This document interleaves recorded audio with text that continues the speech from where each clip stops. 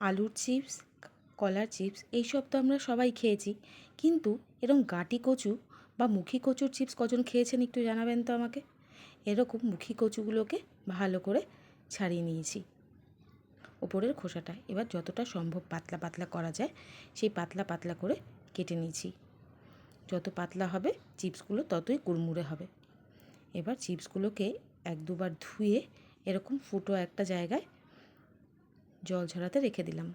পাখার তলে রাখার দরকার নেই। এবার কড়া গরম করে তাতে দিয়ে দেব সাদা তেল। তেলের মধ্যেই সামান্য একটু নুন দিয়ে দিয়েছি। এই নুনটাই কিন্তু মুখী কচুর ভেতরে ঢুকে যাবে। নুনটা একটু নাড়িয়ে নিয়ে এবং কড়াই গ্যাসের আঁচটা থাকবে কিন্তু অবশ্যই মিডিয়ামে, খুব বেশি আঁচ দেবেন না। মুখী কচুগুলোকে এবার ছেড়ে দেব। এবার মাঝে মাঝে একটু নাড়ব। সব সময় নাড়ার দরকার নেই, কিন্তু মাঝে মাঝে একটু নেড়ে দেবেন।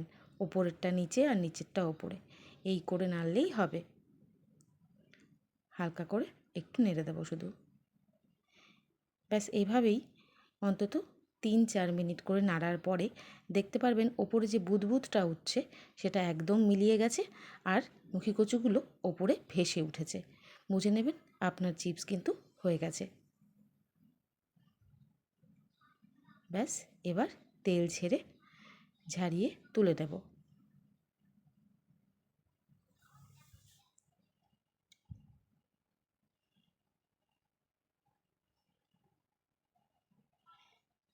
মুখী কচুগুলো এরম পাতলা পাতলা করে কাটাটা একটুখানি কঠিন ঠিকই, কিন্তু খেতে কিন্তু খুব ভালো এবং সঙ্গে আলুর থেকে তো উপকারী। পরের ব্যাচটাও ভেজে নিলাম। এইভাবে আস্তে আস্তে সবগুলো মুখী কচু আমি কিন্তু ভেজে নিয়েছি। দেখুন আমি টিস্যুর ওপর রেখেছি, একদম কুড়মুড়ে হয়েছে। আলুর চিপস যে খাচ্ছেন না, মুখী কচুর